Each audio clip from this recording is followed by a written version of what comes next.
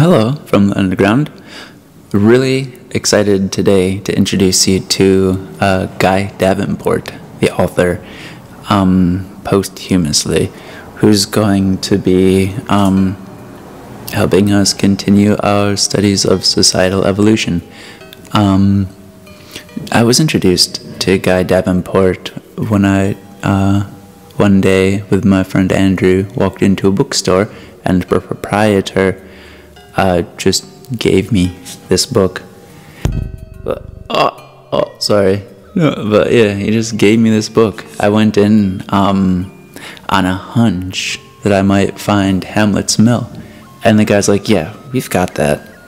But to show you my gratitude for helping me out of this conversation I was locked in with a nice old lady who could apparently not help herself but talk, he said, take this book. You need this book instead. Something like that. Anyways, that was a marvelous day. Since then, that was along the St. Anthony Parkway. Bookstores closed because the proprietor fell down the awkward stairway in his bookshop, hurt himself, and then closed the shop. So I guess this is in honor of you, man.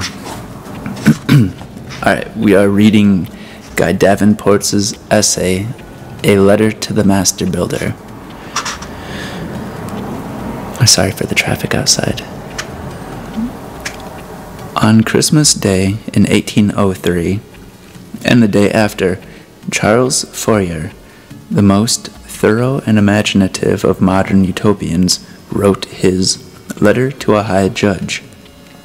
He was at the time a cotton factor and unlicensed stockbroker in the industrial city of Lyons, where the revolution had taken turns divergent from those of Paris, and had been crushed and brought into line by Napoleon. He was a thinker far more revolutionary than the revolution, a provincial intellectual who had an elaborate plan for the reformation and happiness of mankind, who saw that a clean sweep and a new beginning had happened before his very eyes, and that he could have his say in the political and social rebirth of an entire country. He had written a treatise with the uninformative title, A Theory of the Four Movements and General Destinies, Prospectus and Announcement of Discovery, published 5 years after the Letter to the High Judge, much as if he had thrown all copies into the sea. The letter is, as we can now say, Kafkaesque, title and all. The High Judge to whom it was written was Kafka's clam, in the topmost room, if he existed, of the castle. We have had so many analogues of this High Judge that we do not need to labor the point. He is Hitler, Stalin, all the gaudy dictators of South America, Franco, Tito. They are all somehow the suit of armor, empty, that Philip II of Spain set up to review his troops, who thought the king was inside. The king was instead in his room, in the Prato, hung with nudes by Rubens for his eyes only, studying minutely every diplomatic paper crisscrossing his vast empire, very much the spider at the center of his web, alert to every twitch. Every human life was in his hands, and none had access to him except through intermediaries strung out along a maddening and labyrinthine remoteness. We all know that all of Fourier's communications to his government, letters to the foreign officers, to high judges, to Napoleon himself, were intercepted by the police, investigated from a harmless idiot, one of them is remarked, and filed to be found by scholars of French intellectual history in the late 20th century. You and I know perfectly well, O Master Builder, that if we were to write a letter to the President of our Republic, the letter would never reach him. It would go directly to the FBI, with copies to the National Security Agency and the CIA. They would not read the letter for what we wanted to say, but for what clue it might contain as to what they should do about us, whether we are a harmless idiot, an assassin, a terrorist, or other threat to their hegemony. Our letter might well be a plan to reverse the entropy that is turning all our cities into slums, a plan to cancel the national debt as a black hole sucking all our taxes into it, a complaint that our food is poisoned by preservatives, or that our neighbor's power mower and leaf blower of 100 decibels, the noise you hear and feel standing under the wing of a 747 as it guns for takeoff, are making life intolerable in our neighborhood. All of these would be of equal indifference to the jaded eyes of the interceptor. Fourier's last letter to Napoleon asked for 400 orphans, of which there were tens of thousands, thanks to Napoleon and his wars. 400 quaggas, zebras with stripes on their neck only, now extinct thanks to glove makers, and in a state anywhere in the country. Plenty of those, too, depopulated by the guillotine. These orphans, all of a tender age, and the quaggas, their mounts, were to be raised on the estate, the manor house of barracks, as harmonians, living according to the philosophical principles announced in the four movements. Such phalansteries were already in existence in the United States, the communities of the Shakers, Mennonites, Owenites, and many others. The experiments would have been, let us say, interesting, even picturesque. Such ideas were scarcely unfamiliar. Wordsworth and Coleridge had a vague plan to found a truly democratic community in Ohio. Marx and Lenin would later be inspired by some of Fourier's ideals, but Fourier's letter to Napoleon, like the early one to the High Judge, were never read by the High Judge or Napoleon. They were intercepted by the police. So, O Master Builder, I do not expect the sentiments and ideas of this letter to be read by you, whoever you are. I call you, Master Builder, Ibsen's name for his imaginary architect, who became so eloquent a symbol for Ibsen's disciple Joyce. The Finnegan of Finnegan's Wake is a master builder. He is the symbol of Homo faber, man the maker. In our time, the anthropologists and philosophers have tried to find the boundary line between wild and tame, nature and culture, the uncivilized and the civilized. The line is easily found for the other species, but we will have tamed ourselves. And how? Some thinkers place the boundary at the beginning of speech, some at cooked food, some at clots of kin forming the embryonic family and state, some at a sense of justice, and so on. Ibsen and Joyce placed that line at architecture, the house, the temple, the village. Carl Sawyer, that subtle geographer, had doubts about Louis Leakey and the origin of social humankind in the Old Dubai plain, where the evidence of our beginnings as social creatures would seem to be. No, said Sawyer, that's hunting territory, without shelter or permanent campsites. The human animal is helpless in its infancy for longer than any other animal. It must be taught to walk, to speak, to protect itself, and it needs a good 3 years and longer to survive with the least measure of independence. So, Sawyer guessed that humankind in Africa would have built huts on the coast, with the ocean to take to in boats in time of attack, and with food from the sea. The Olduvai Gorge would have been hunting territory. We will probably never know how or when it came about, but we are at present, and have been for as long along the perspective of history as we can see, animals who build houses. A.M. Hockart and Louis Mumford have written convincing theories about the origin of villages and communities, and Fostel de Coulonge's description of an ancient Greek city is perfectly valid. Rodney Needham tells me as a description of primitive villages in Southeast Africa and Asia. That is, the sense of boundaries, clans, the distinction of sacred and secular property is pretty much the same. From this, I derive that the city is a concept shared by the human race. However, the diffusion of this idea came about. The old Greek polis was built around a hill, the Acropolis, hilltop, which was both temple for the supernatural being imagined as the city's protector and for the people to take refuge in during an attack. Our word sanctuary still has this double meaning. A city was thought of as the origin of a particular kind of people, and when, through overcrowding, it sent out colonies, or daughter communities, it became a mother, metro, city, polis, metropolis. Rome was never what we call a country, only one city with many colonial cities constituting to our modern eyes an empire because we see it as a vast state. The state is an invention of the 16th century, not of the classical world. Neither Greece nor Rome had a name for itself as a political organization. Leagues and treaties bound them together. What I want to say in this letter, O Master Builder, is that your civilizing art, that of building, has undergone, like everything else, changes of such a radical, from the root, nature as to invite comment from a provincial intellectual who, like Fourier, can write a letter to the powers that be, but must write it in Kafka's world, having no hope that what it has to say will ever be seen by the eyes that ought to see it.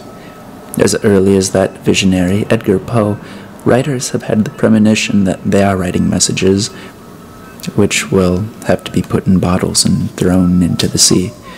Lucky the writer who knows for whom he or she is writing. Fourier is yet to be read by someone with the scope of a Napoleon, thank God, considering the time. Joyce wrote for he knew not whom. The writers most characteristic of their trade in our time are Antonio Gramsci in prison, kept there by Mussolini, Ezra Pound in prison in a madhouse, put there by Mussolini's enemies, Solzhenitsyn in his gulag, exile, prisoner, recluse, banned writer. I'm not certain what this pattern means. For most of my acquaintances who are writers suffer as much from being published and paid no attention to as from being unpublished for whatever reason. It all adds up to the high judge not getting his mail. But we continue to write. Let me say, O Master Builder, that I think of you as civilization's practical genius, and prefer you to many other kinds of genius we can locate at the creative heart of civilization. When William Morris placed architecture as the beginning and end of all arts of life, he was, I think, speaking in absolute truth. I'm the kind of provincial intellectual who has concerned himself enough with architecture to have an opinion or two substance. I know Le Corbusier's writing and his buildings. He is the significant contribution of Fourier into our time. I have sought out buildings in various places and studied them to the best of my uneducated abilities. I know a little something about architecture, and I have questions. I live in Lexington, Kentucky, and have for 31 years. As in most American cities, downtown Lexington has been destroyed as effectively by commerce, well, commerce built it in the first place, as Dresden by the American and British Air Forces in World War II. I understand this. It is a process admitting a full explanation. What destroyed downtown Lexington is, of course, the automobile, which had no place to park itself. It is useful in talking about the automobile to think of it as a creature, like Samuel Butler's Erehunians, who saw machines evolving at a much faster rate than animals. Butler had read Darwin and Malthus in his own way, and solved their rivalry by revolting against them. Butler was right. The automobile is a bionic roach. It eats cities. Another principle in operation with the automobile was discerned by Diogenes in the 5th century BC, namely, that a man who owns a lion is also owned by a lion. We are all owned by automobiles, creatures who we must feed gas and oil, a necessity so transcending political rhetoric that we continued to buy oil from Iran while it held our citizens hostage, and from Libya while we bombed it. Shoe with rubber, wash and lavish with other attentions, not the least of which a lifelong car payment. It is the most successful of parasites, far beyond the wildest hopes of microbes or rats. There is no system of slavery in history as rigorous as our enslavement by the automobile. But this complaint and diatribe is incidental only to the predicament of the architecture in our time. We have adjusted to the automobile. It has a room in our houses, the garage a carport, touching analog of the room for the ox in an Italian peasant's house. We have turned it into a house, mobile homes, and have pretty well relinquished the house itself in favor of living in the automobile. For years, prophetic eyes would note a revolution to barbarity, to the golden hordes of horseback. Well and good. We are the new barbarians, pioneers into the inhuman and into a new vacuum of knowledge. But we have not yet given up architecture. And it is precisely in the way of building, precisely in the way buildings are being built that I, provincial intellectual writing feudally to the master builder, see a wrong direction that, I hope not, signals a totally wrong direction for all of civilization. I had better get down to examples. Recently, a new bank building went up in the urban wasteland of downtown Lexington. It is very tall, some 30 stories. It is a steel skeleton with a glass skin. The top 3 stories are beveled with a raking 45-degree angle. I suppose this must not be called a roof, so that the building seems to be modeled on a plastic kitchen trash can. That's fine. What I want to ask about is the nature of this building's being. First, I have never looked at this building, which I must see daily, when there weren't workers on planks suspended by ropes from the top washing it. To wash the second story, they must lower themselves 28 stories by rope and pulley. I presume this building is to be washed forever, much as the Golden Gate Bridge must be painted forever. To comment on this astounding primitive idiocy, I mean the word, I must come at it from another angle. Whether from the inevitable disillusionment of middle age or from the accurate perception of reality, I began to notice a decade ago that the spirit of our times indulges in an inordinate amount of gratuitous meanness, a withholding of generosity, a willingness to hurt, a perverse choice of the bad when the good is equally available.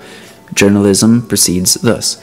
The worst possible light is the one that sells newspapers and magazines. The blinding type we must read nowadays in a book is another example. Before computer-generated type, the various sizes were designed individually, the proportions of smaller type being different from those of larger. Modern type designers draw one font and reduce and enlarge it photographically, not caring that the smaller reductions are anemic and an awful strain on eyes. It is difficult to distinguish gratuitous meanness from greed. The thin wall that is not a boundary for noise, the rotten concrete that collapses on New Year's Eve, the plumbing inside walls that requires the destruction of a house to be repaired, the window that could so easily have been designed to swing around for inside washing rather than requiring a ladder. You can think of 100 more examples, but whether they are the result from indifference or stupidity is a nice question. I'm asking about matters that I presume architects have thought about deeply. The office tower in which I work at the University of Kentucky is sealed. All of its air is dead, supplied by air conditioning, a failure of which would suffocate the occupants. In passing, we might note that a contemporary concern for breathing secondhand tobacco smoke is coincidental to all buildings being air-conditioned. That is, with inert air trapped in a building, and the spokespeople for this problem seem oblivious to the fact that cigarette smoke is a speck of dust to a boulder when compared to the emission poison from automobiles, an emission daily in the United States equal in volume to the volume of the Atlantic Ocean. With modernity in architecture there came, tied to it, a paradox of technological retrogression. If a medieval candle went out, one person was in darkness. The failure of a power station plunges a whole city into darkness, halts elevators in their shafts, trains on their tracks. That's the principle. The actuality is far more subtle. The brunt of modernity is in the pervasive convenience and in the technological advances. I put that word in quotation marks because I have come to feel that modernity has marched into a great trap. That the once balanced paradox has come to weigh more on the side of retrogression.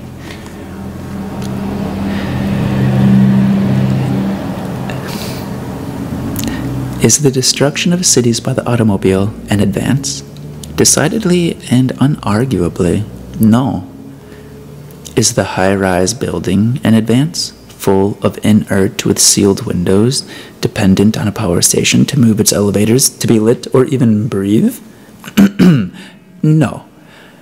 That the high-rise is a spiritual backwardness, we all know well. There is no lonelier or more dangerous living space than the modern apartment or condominium complex. The inwardness of the modern house has made a desert of the yard and the street. Conviviality of the Mediterranean kind, Le Corbusier said should be the sole purpose of a city, does not any longer exist. The decision to make a modern city a wasteland began with the transfer 40 years ago of all police to squad cars.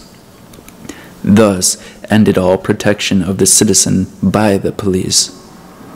What the police do now is respond to a telephone call and review a crime that has already happened, from which the criminal has had plenty of time to escape.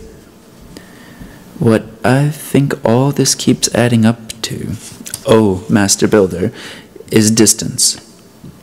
With all the technological advances of modernity, we make distance negligible. And now we are in a position to ask, what was wrong with distance that we employed all our ingenuity to obliterate it? One solid definition of a city is a number of people living close enough together to live well. What Fourier was writing about to the High Judge was closeness. He asked that we be close, community after community, emotionally, conveniently, spiritually. Aristotle had said that a city in which a mayor did not know all of its people by name was too large to govern. Fourier was after the retribalization of humankind, the sort of group we all keep trying to recreate in church congregations, clubs, scout groups, little societies with common interests, gardening, politics, hobbies. The spirit of modernity went the other way, into widening every distance. If once I wanted to talk about the bread I eat, there was the baker. Now all I can do is write a letter, if I can find where the bread comes from, and of course the letter will have no effect at all. Distance negates responsibility. I would like to ask the architects who built the office tower where I work if they were aware of the fierce currents of wind they created in putting their building on a hill with no walls to break the eddying of air, and if they knew that pressure if they knew what pressure this wind would put up on the outward opening doors that are the only access to their building. I would like to ask them why they didn't use revolving doors, invented, I believe, precisely to alleviate this problem. I would like to ask 100 such questions of architects about space, windows, privacies, stairwells, lighting, noise, students' desks. The ones in my classroom are the worst designed in the history of chairs, and many other things. As futility is the investigation of this letter, it is fitting that futility end it. What happened, O Master Builder? What was there in modernity that it went so wrong? Why did our dream of great mobility turn into a nightmare of paralysis? Could you not work around the bankers and their greed? Did gratuitous meanness wear the mask of revolutionary innovation? What was it that caused all of Le Corbusier's buildings to be betrayed, all of his model cities unbuilt? Why is New York City more dangerous to live in than Dickens' London, itself more dangerous than medieval Paris? Unlike Fourier, I will keep my own vision to myself, as there is nothing practical in it. But I am writing to a practical person, for the architect is the very essence, along with the architect's twin engineer, of practicality. As I see it, your task is to return the city to us, or to provide an alternative. The second route, as you understand, amounts to re-beginning civilization, which has so far invented no alternative to the city. The home is long gone. It is a bed, a garage, and a TV screen. The city is destroyed. There are no neighborhoods. The quietest back streets in the smallest town is now used as a freeway by interstate trucks and drunken drivers. All trees and parks have only a few more years before parking lots take them over. I keep seeing all this as a defeat of your great art, the basis and crown of civilization, and my provincial mind keeps coming back to the 30-story building of glass that must be washed forever by workers on a plank suspended by ropes and pulleys from its top, a predicament so gratuitously mean and backwards and counter-modern as to focus all of modern architecture into one question. Why?